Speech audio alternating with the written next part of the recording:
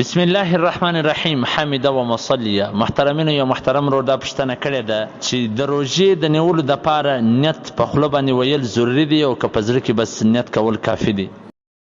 علامه مفتي انعام الحق قاسمي صاحب په خپل کتاب د روژې د مسایلو انسایکلوپیډیا صفحه نمبر 203 هغه لیکلي دي چې د روژې د میاشتې د روژې د سې کېدو د پاره نیت کول ضروري دی او نیت چې دی د زړه د ارادې نوم دی.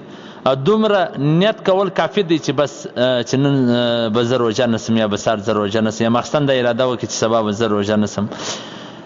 نیت په الفاظ په ژبه سره ویل ضروري نه دی. البته که څوک په ژبه سره ووایي نو هم صحیح خبره ده. او د پیشنمي د پاره راپورته کېدل او د پیشنمي ډوډۍ خوړل دا د نیت قایم مقام دی. اگر چې په ژبه سره څه نه ویلي خو چې پیشنمي راپورت شو دا دغه څه معلومیږي چې دی سبا روژه نسي خو دا د پیشنمي کوي.